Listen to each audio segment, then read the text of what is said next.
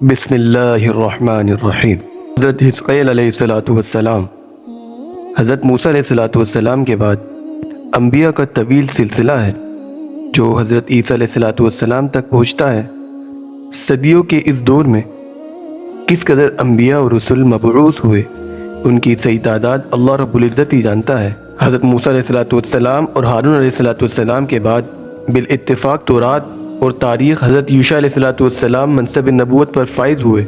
ان کے بعد ان کی جانشینی کا حق حضرت موسیٰ علیہ السلام کے دوسرے رفیق غالب بن یوقنا نے ادا کیا۔ یہ حضرت موسیٰ علیہ السلام کی ہمشیرہ مریم بنت عمران کے شوہر تھے مگر نبی نہیں تھے۔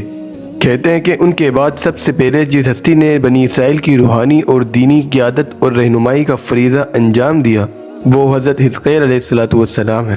قرآن عزیز میں آپ کا نام مذکور نہیں، لیکن سورہ بقرہ میں بیان کردہ ایک واقعے کے متعلق سلف و صالحین سے جو روایت منقول ہے ان سے معلوم ہوتا ہے کہ اس واقعے کا تعلق آپ کے ساتھ ہے۔ تورات میں ہے کہ آپ بوزی کاہن کے بیٹے ہیں۔ آپ کا نام حزقیل ہے۔ عبرانی زبان میں الاسم جلالت ہے اور حزقی کے معنی قدرت اور قوت کے ہیں۔ عربی زبان میں آپ کے نام کا ترجمہ قدرت اللہ ہوا۔ آپ کے والد ماجد کا انتقال آپ کے بچپن میں ہو گیا تھا۔ آپ کے زمانہ کے وقت آپ کی والدہ ماجدہ ضعیف ہو چکی تھی۔ آپ کو نبوت ملنے کے وقت آپ کی والدہ ماجدہ ضعیف ہو چکی تھی، اس لیے آپ اسرائیلیوں میں ابن العجوز یعنی بڑھیا کا بیٹا مشہور تھے۔ تو تفسیر میں یہ روایت حضرت ابن عباس رضی اللہ تعالی عنہ اور دوسرے بعض صحابہ سے منقول ہے کہ بنی اسرائیل کی ایک بہت بڑی جماعت سے جب ان کے بادشاہ یا ان کے پیغمبر حزقیل علیہ السلام نے ان سے کہا کہ فلاں دشمن سے جنگ کرنے کے لیے تیار ہو جاؤ اور اعلان کلمت اللہ کا فرض ادا کرو، تو وہ اپنی جانوں کے خوف سے بھاگ کھڑے ہوئے اور یہ یقین کر کے کہ اب جہاد سے بچ کر موت سے محفوظ ہو گئے ہیں۔ اب یا تو پیغمبر ان کی اس حرکت پر ان کے لیے بددعا کی یا اللہ تعالیٰ کو خود ان کی یہ بات پسند نہ آئی۔ بہرحال اس کے غضب نے ان پہ موت طاری کر دی اور سب کے سب موت کی آغوش میں چلے گئے۔ اللہ رب العزت قرآن میں فرماتے ہیں کہ آپ نے ان لوگوں کے واقعے کو ملاحظہ نہیں کیا جو موت کے ڈر سے اپنے گھروں سے نکل گئے، حالانکہ وہ ہزاروں تھے۔ سو اللہ نے ان کو حکم دیا کہ مر جاؤ، پھر خدا نے ان کو زندہ کر دیا۔ بے شک اللہ رب العزت لوگوں پر بڑا فضل فرماتا ہے، حالانکہ بہت لوگ شکر ادا نہیں کرتے۔ اس آیت سے یہ بھی واضح ہو گیا کہ موت و حیات تقدیر الہی کی تابع ہے۔ جنگ و جہاد میں جانا موت کا سبب نہیں اور بزدلی سے جی چرانا موت سے بچنے کا ذریعہ نہیں۔ ابن کثیر میں سلف صالحین کے حوالے سے اس واقعے کی تشریح یہ بیان کی ہے کہ بنی اسرائیل کی کوئی جماعت ایک شہر میں بستی تھی اور وہاں طاعون وغیرہ پھیل گیا۔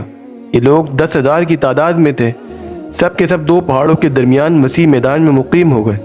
اللہ رب العزت نے ان پر دنیا کی دوسری قوموں پر واضح کرنے کے لیے موت سے کوئی شخص بھاگ کر جان نہیں چھڑا سکتا، 2 فرشتے بھیج دیے جو میدان کے دونوں سروں پر آ کھڑے ہوئے اور ایک آواز دی جس سے سب کے سب بیک وقت مر گئے۔ آس پاس کے لوگوں جب اس کی اطلاع ہوئی تو وہ آئے، لیکن 10,000 انسانوں کے کفن دفن کا انتظام اتنا آسان نہیں تھا، اس لیے ایک احاطہ کھینچ کر خطیرہ جیسا بنا دیا۔ ان کی لاشیں حسب دستور گل سڑ گئی اور ہڈیاں رہ گئی۔ زمانہ دراز کے بعد بنی اسرائیل کے پیغمبر حزقیل علیہ السلام کا ان پر گزر ہوا۔ آپ انسانی ڈھانچوں کے انبار دیکھ کر حیرت زدہ ہو گئے۔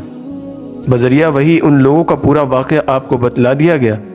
آپ نے ان کے دوبارہ زندہ ہونے کی دعا فرمائی۔ اللہ رب العزت نے دعا قبول فرمائی اور حکم دیا ان شکستہ ہڈیوں کو اس طرح خطاب فرمائے، اے پرانی ہڈیوں، اللہ تمہیں حکم دیتا ہے کہ ہر جوڑ کی ہڈی اپنی جگہ جمع ہو جاؤ۔ پیغمبر کی زبان سے اللہ رب العزت کا حکم ان ہڈیوں نے سنا اور حکم کی تعمیل کی۔ پھر حکم ہوا اب ان کو یہ آواز دو، اے ہڈیوں، اللہ رب العزت تمہیں حکم دیتا ہے کہ اپنا گوشت پہن لو اور پٹے اور کھال درست کر لو۔ یہ کہنا تھا ہڈیوں کا ہر ڈھانچہ ان کے دیکھتے ہی دیکھتے ایک مکمل لاش بن گئی۔ پھر یہ حکم ہوا اب ارواح کو یہ خطاب کیا جائے، اے ارواح، اللہ رب العزت تمہیں حکم دیتا ہے کہ اپنے اپنے بدنوں میں لوٹ آؤ جن کی تعمیر و حیات ان سے وابستہ تھی۔ یہ آواز دیتے ہی سارے لاشیں ان کے سامنے زندہ ہو کر کھڑے ہو گئے اور حیرت سے چاروں طرف دیکھنے لگے۔